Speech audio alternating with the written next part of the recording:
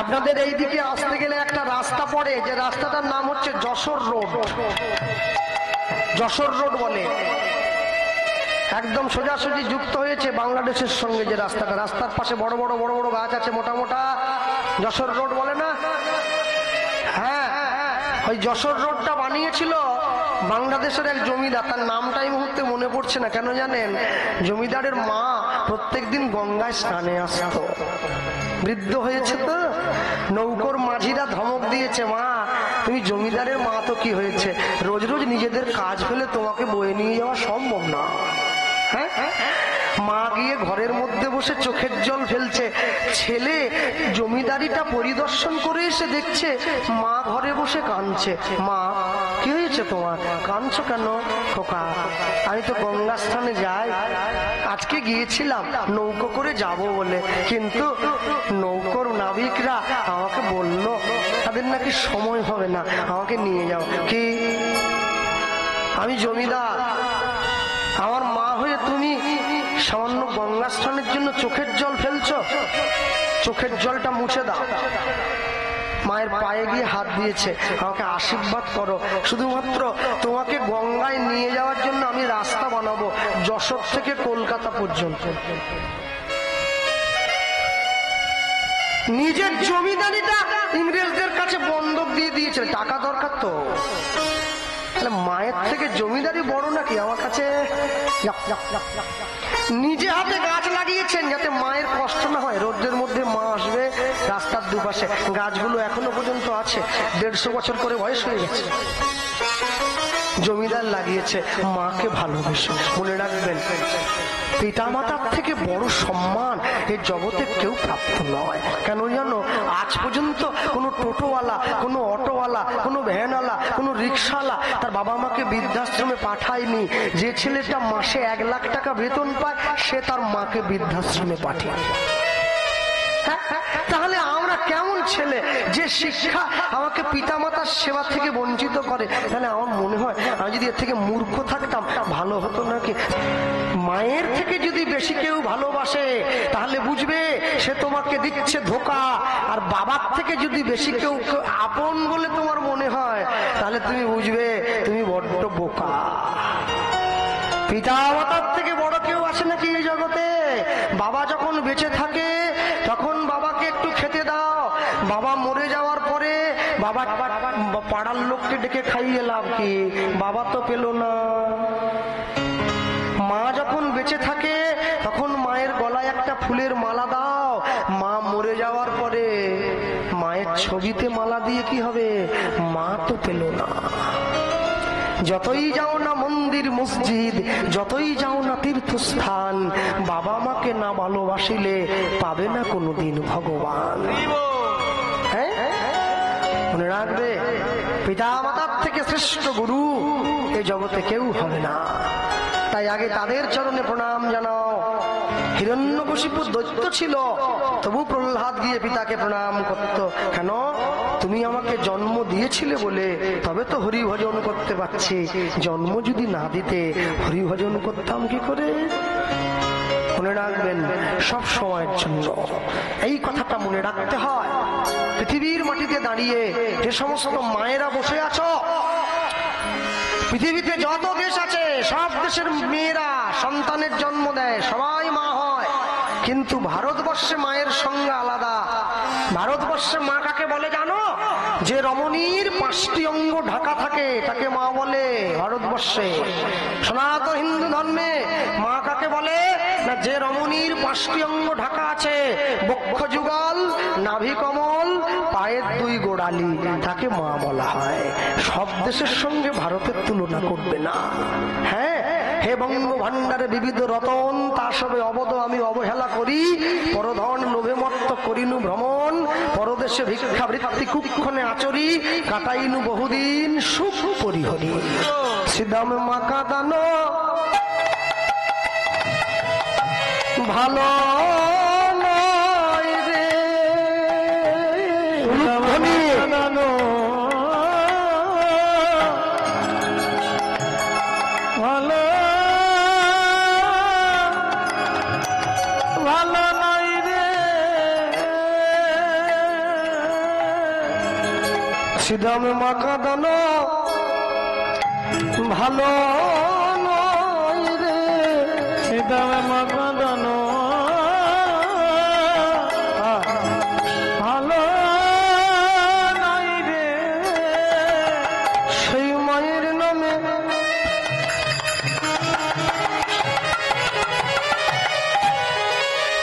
মায়ের নামে সন্তানকে কাঁদিতে হয়। সিদাম মাখা দানো ভালো নয় রে, বলে মায়ের চরণ ছুঁয়ে আশীর্বাদ নিতে হয়। শ্রীরাম মাখা দানো ভালো নয় রে। সারা ভারতবর্ষের শ্রেষ্ঠ রাষ্ট্রপতি ডক্টর এপিজে আব্দুল কালাম মুসলমান তো, আবুল ফকির জয়নুল্লাহ বেদিন কালাম আজাদ, ছোট করে এপিজে আব্দুল কালাম। প্রত্যেক দিন আব্দুল কালামের মা আব্দুল কালামকে একটা করে পোড়া রুটি দিতেন, ইচ্ছে করে পুড়িয়ে দিতেন রুটিটা। একদিনকে ছেলে খেতে বসে মাকে বলছে, মা তুমি ইচ্ছে করে রোজ রোজ রুটিটা পুড়িয়ে দাও, আমি প্রথম ভেবেছিলাম ভুল করে পুড়ে গিয়েছে, তুমি রোজ ইচ্ছে করে পুড়িয়ে দাও কেন মা? মা কি বললো জানেন? খোকা, এই রুটিটা যেমন আগুনে পুড়ে গিয়েছে, তুই যদি দুঃখের আগুনে না পুড়িস, জগতের মানুষের মুখে হাসি ফোটাবি কি করে? তবে তো ছেলেটা আব্দুল কালাম হয়েছে।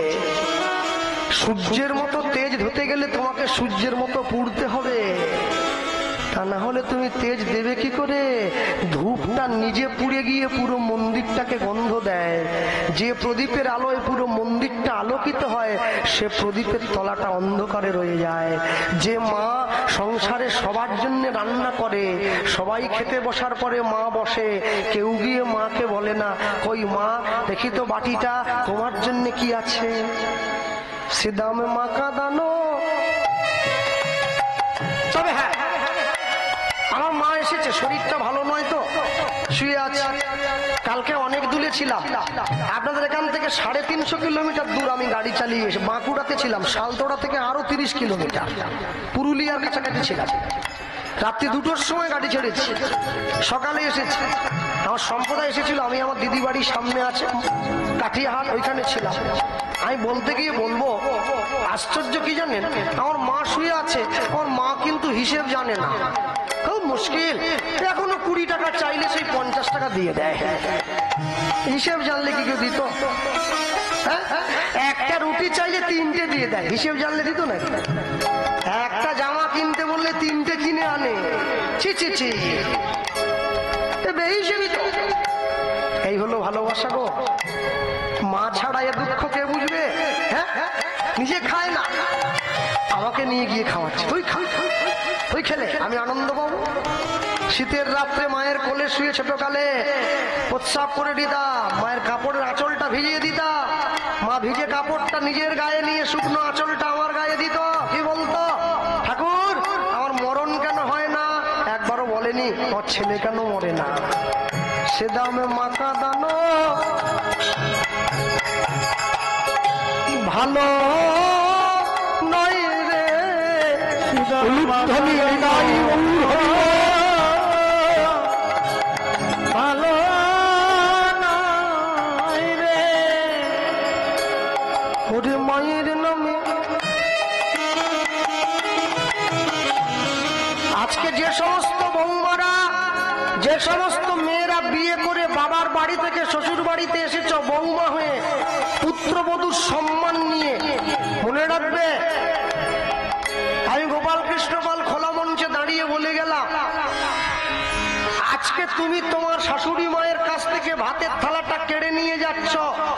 তোমার 10 বছরের ছেলে পিছনে দাঁড়িয়ে দেখছে, মা ঠাকুমার সামনে থেকে ভাতের থালাটা কেড়ে নিয়ে যাচ্ছে। তুমি অপেক্ষা করো, একদিনকে তুমিও শাশুড়ি হবে, তোমার ছেলে বৌমা আনবে, সেদিনকে তোমার বৌমা তোমার সামনে থেকে ভাতের থালাটা টান দিয়ে নিয়ে যাবে। হরি বল হরি বল। তুমি অপেক্ষা করে থাকো সেদিনের জন্য, কেন গাছটা তুমি নিজে লাগিয়েছ, ফলটা তোমাকে নিজেকে পেতে হবে। তো সেদিন চোখের জল ফেলে কি হবে? হ্যাঁ, তুমি নিজে গাছ লাগিয়েছ। আমার মায়ের মায়ের কানের যন্ত্রণা হচ্ছিল, ডাক্তারের কাছে নিয়ে গিয়েছিলাম। সুন্দরী সুন্দরী মেয়েরা পোশাক পরে আছে, তাদেরকে নার্স বলে বলে। হ্যাঁ, ওরা এসে আমার মাকে বলছে, গায়ে মাথায় হাত বুলাচ্ছে, ম্যাডাম একটু সহ্য করুন, আর একটু সহ্য, এক্ষুনি ইঞ্জেকশনটা দিলেই ব্যথাটা কমে যাবে, আপনি ভালো হয়ে যাবে। দিন ওরা সবাই চলে যাওয়ার পরে আমার মাকে ডেকে আমি বললাম, মা কে সবাই তোমাকে একটা শিক্ষা দিয়ে গেল, তোমার কি কানে পড়েছে? বলে কি শিক্ষা? আমি সবাই তোমাকে বলে গেল আরেকটু সহ্য করো, তোমার ব্যথা কিন্তু কেউ সহ্য করবে না মা, তোমার ব্যথা তোমায় সহ্য করতে হবে। পাপ করেছো রাশি রাশি, ভোগ করবে কি মাসি পিসি। খবরদার, সাবধান। সবসময়ের জন্য মনে রাখবেন, জীবনের প্রকৃত উদ্দেশ্য যদি বুঝতে না পারেন, আপনাকে কিন্তু জীবন থেকে পিছিয়ে যেতে হবে। আর জীবন থেকে যদি একবার পিছিয়ে চলে যান, তাহলে জীবনের প্রকৃত লক্ষ্যে গিয়ে আপনি কোনোদিন পৌঁছাতে পারবেন না। হ্যাঁ, লিখতে গিয়ে কবি লিখেছিলেন না, বলো ভালোবেসে সুখী হতে, বলো কে না চায়। দেখো রাধা সুখী হয়েছিল পেয়ে শ্যামরায়, আমিও রাধার মতো ভালোই বেসে যাব, হয় কিছু পাবো নয় সবই হারাবো, এই চেয়ে থাকা প্রাণে সহে না, সবাই তো সুখী হতে চায়, কেউ সুখী হয় কেউ হয় না, জানি না বলে যা লোকে সত্যি কি না, ওগো কপালে সবার নাকি সুখ সয় না, সবাই তো সুখী হতে চায়। মানুষ পয়সা দিয়ে অনেক বড় একটা বাড়ি তৈরি করতে পারে, শান্তি কোনোদিন কিনতে পারবে না। আমাদের পাশের বাড়িতে আছে, আমার মেদিনীপুরে 3 তলা বাড়ি, বাড়ির নাম দিয়েছে শান্তিনিকেতন। বাড়িতে 4 ভাই, এক ভাই আরেক ভাইয়ের মুখ দেখলেই সঙ্গে সঙ্গে চোখের চুল টেনে ছিঁড়ে ফেলে। তাহলে বাড়ির নাম শান্তিনিকেতন দিয়ে কি হবে? পয়সা দিয়ে বাজার থেকে অনেক দামি একটা বই কেনা যায়, বিদ্যা কোনোদিন কিনতে পাওয়া যায় না। পয়সা দিয়ে বাজার থেকে অনেক দামি একটা ঘড়ি কিনে হাতে পরা যায়, সময় কোনোদিন কিনতে পাওয়া যাবে না। পয়সা দিয়ে ভালো ভালো কাপড় জামা কিনে পরে ভালো মানুষ সাজার অভিনয় করা যায়, মনুষ্যত্ব কোনোদিন কিনতে পাওয়া যায় না। আর পয়সা দিয়ে বাজার থেকে ভালো ভালো খাবার কিনতে পাওয়া যায়, মায়ের ভালোবাসা কোনোদিন বাজারে পাওয়া যায় না। হ্যাঁ, ভগবান পর্যন্ত মায়ের কথা মনে পড়ছে। কি লিখছেন বৈষ্ণব মহাজন? ও গয়াজ মাঠে আমাদের উলুধ্বনি, বাহু তুলে মাঠে বাবা আমাদেরই গয়াজ মাঠে আমাদেরই বিলম্ব দেখিয়া দেখিয়া, আজ মাঠে আমাদেরই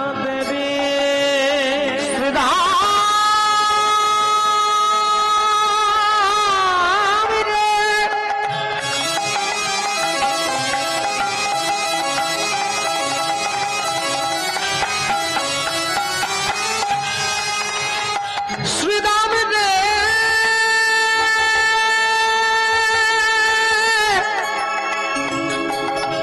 শ্রীরাম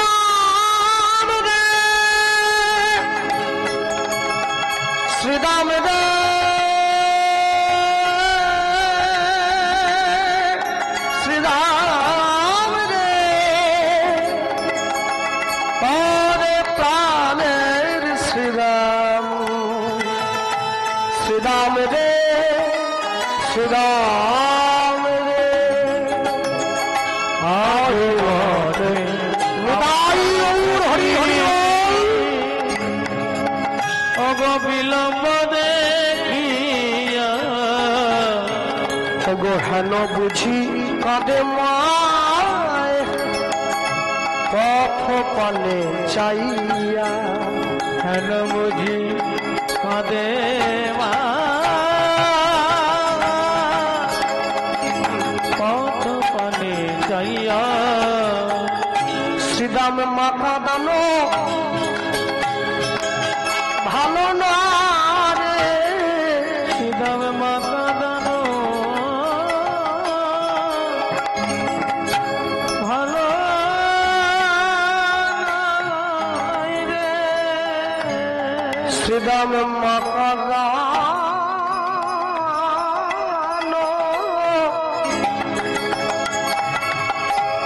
মাথা দানো ভালো ভালো নয় রে। শ্রীদাম মাতা দানো মাতা দানো ভালো ভালো নয় রে। সেই মায়ের নামে সন্তানকে কাঁদিতে হয়। শ্রীদাম মাতা দানো ভালো নয় রে। যেই এ কথা বলেছে শ্রীরাম ছুটে গিয়ে কানাইয়ের চোখের জলটা মুছিয়ে দিয়েছে। ভাই আর দেরি নয়, চল চল চল, আমারও মায়ের কথা মনে পড়ে যাচ্ছে, আমরা ঘরে যাবো। বলো রামদাসে কহে শুনি কানাইয়ের বল ধ্বনি, রামদাসে বলে শুনি কানাইয়ের বল।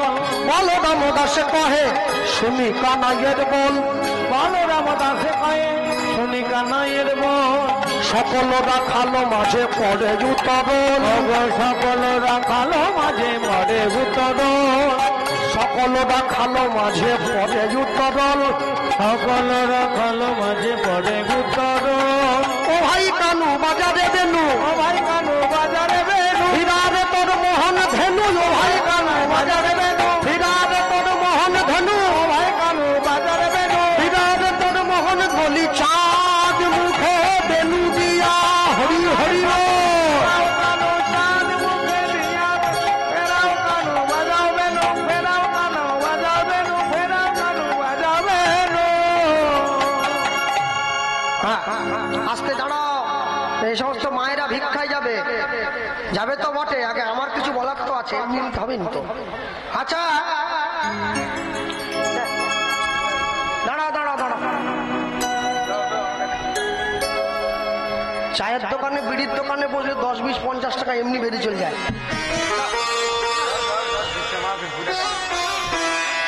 সবার কাছে বলবো না, প্রথমে যে কোনো 10 জন এমন কি লোক আছে যে আমাকে 100 টাকা করে দেবে? দাও, দাও, দাও, দাও, দাও, দাও, নিস, নিস। আমাকে দাও, আমাকে দাও, আমাকে দাও। ভয় নেই, আমি বাড়ি নেবো না, এটা দিয়ে দেবো। 10 জন দাও, 10 জন, 10 জন দাও, দাও, দাও, দাও, দাও।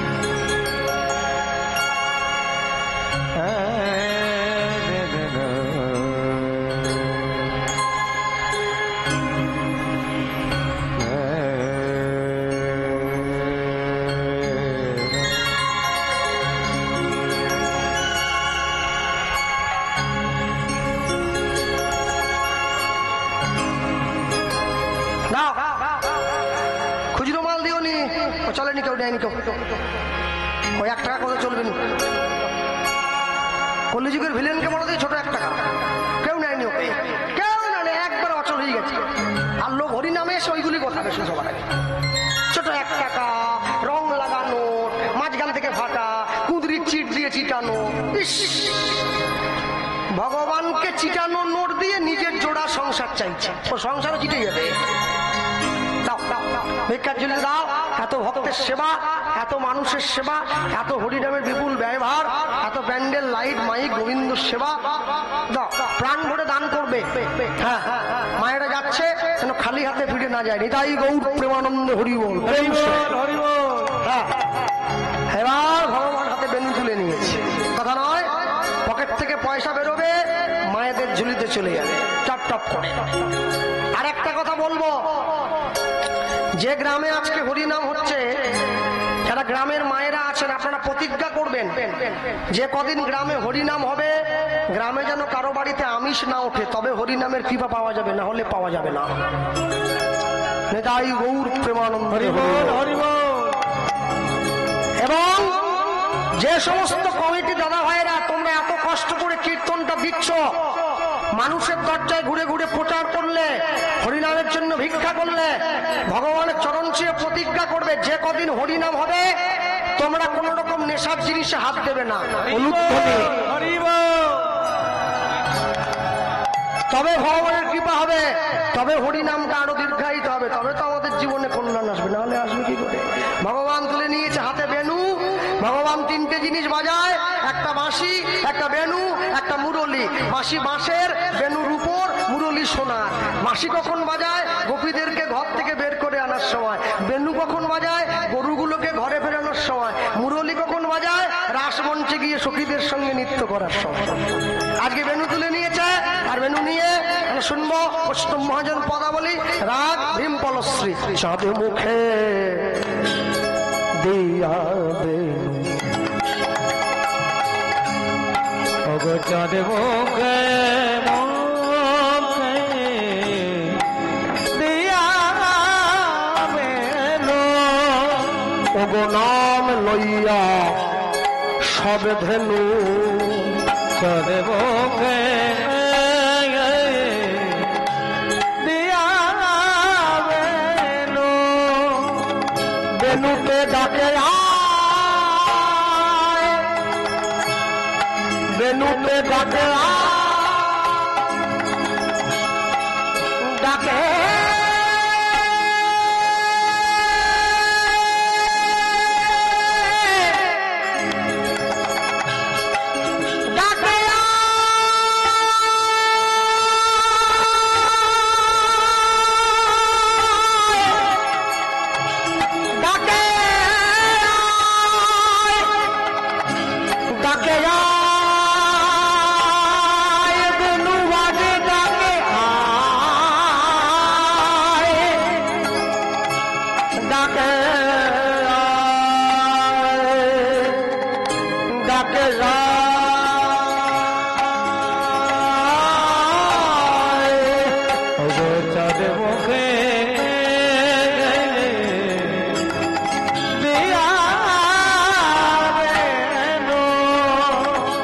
নাম লইয়া সব ধেনু, চাঁদ মুখে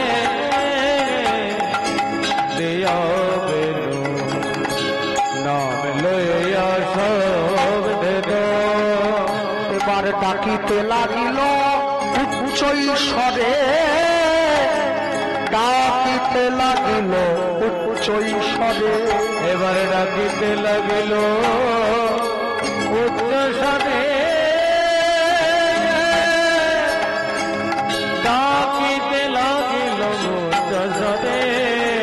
অমনি বেনু বাজাইল, অমনি বাজাইল, অমনি বেনু বাজাইল, অমনি বেনু বাজাইল, ত্রিভঙ্গ বঙ্কিম ঠানে, অমনি বেনু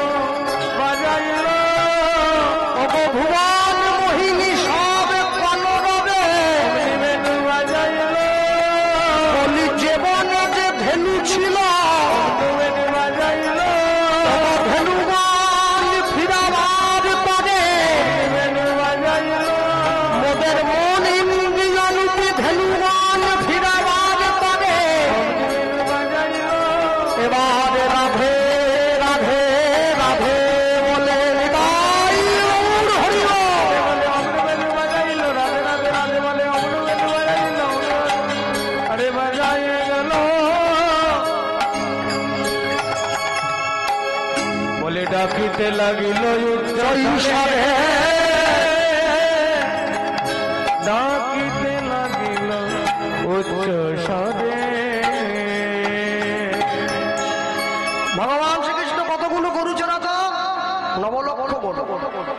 নবলক্ষ গরুর দুধ যদি বৃন্দাবনে ঢেলে দেওয়া হয়, বৃন্দাবনে দুধের বন্যা হয়ে যাবে। তারপরেও কিনা সখীদের দরজায় চুরি করতে যেতে হয়।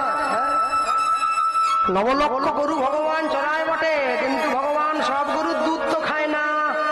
ভগবান বেছে বেছে 4টে গরুর দুধ খায়, ধবলি, শাওলি, পিয়ালি, আউলি।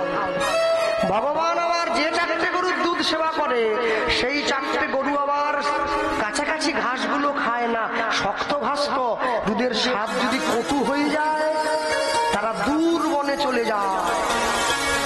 দূর বনে গিয়ে সুগন্ধি ঘাস খায়, তাতে দুধটা সুগন্ধি হয়, গোবিন্দ সেবায় আনন্দ হওয়া যায়। এমনি এমনি হবে নাকি? ভক্তমন্ডলী, ভক্তিমতী মায়েরা মনে রাখবেন, ভগবানকে সুখ বিধান করা, ঈশ্বরের সুখ বিধান করা এত চারটিখানি কথা নয়। তার জন্য সম্পূর্ণরূপে নিজেকে ঈশ্বরের চরণে দিতে হয়, তবে তার সুখ বিধান হয়, না হলে সুখ বিধান হয় না। কাম কৃষ্ণ সেবার্পণে, ক্রোধ কৃষ্ণ দেশি জনে, লোভ সাধু সঙ্গে হরি কথা। পাকার বাড়ি তৈরি করতে গেলে লোহার রড দিতে হয়। লোহার রডগুলোকে কাটার জন্য লোহা ব্যবহার করা হয়।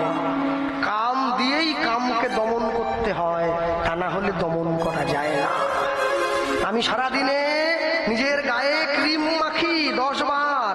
আমি যদি 5 বার নিজের গায়ে ক্রিম মেখে আর 5 বার আমার গৌর গোবিন্দের অঙ্গে শৃঙ্গার করি, আমার মনে হয় প্রেম তার প্রতি একটু বাড়বে, বরং কমবে না। বাড়বে তো, কমবে না। ভগবানের সঙ্গে প্রেম করলে প্রেম বাড়ে, মানুষের সঙ্গে প্রেম করলে প্রেম কমে যায়। কেন জানো? আমাদের ভক্তি তো খুব সীমিত। আমরা বাড়িতে একটা সেগুন কাঠের দরজা বানিয়েছি, দরজার আগের দিকে ডিজাইন করেছি নিতাই গৌরের চিত্রপট। দরজাটা খুলতে গেলে পায়ে লাগছে, বন্ধ করতে গেলে পায়ে লাগছে। আমি লোককে দেখাচ্ছি আমি ভগবানকে তো ভালোবাসি, দেখো। বাড়ির দরজার বাইরে টাইলস দিয়ে রাধা কৃষ্ণের মূর্তি চিটিয়ে দিয়েছি। প্রচন্ড বৃষ্টি এলো, বাড়ির সবাইকে টেনে নিয়ে ঘরে ঢুকে গেলাম, আর বৃষ্টির ছিটে রাধা গোবিন্দের গায়ে গিয়ে লাগছে। ভালোবাসাটা বড় ঠুনকো আমাদের। এ ঠুনকো ভালোবাসায় তো গোবিন্দ পাওয়া যায় না। এই ঠুনকো ভালোবাসায় কি গোবিন্দ পাওয়া যায়? মানুষ জীবনে 3 রকম ভাবে কাঁদে। যখন মানুষ কারো প্রতি মায়ায় পড়ে কাঁদে, তখন তার চোখের জলটা চোখের ভেতরের কোল দিয়ে গড়িয়ে পড়ে। মানুষ যখন অভিনয় করে কাঁদে, তখন তার চোখের জলটা চোখের বাইরের কোল দিয়ে গড়িয়ে পড়ে। মানুষ যখন ভগবানের প্রেমে পাগল হয়ে কাঁদে, তখন তার চোখের জলটা চোখের মাঝখান দিয়ে গড়িয়ে পড়ে।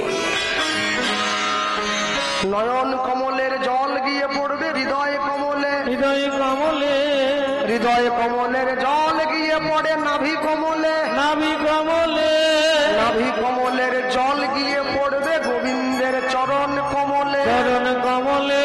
বলি অমিনি ভক্তি নিকট হবে, উলুধ্বনি হরি হবে।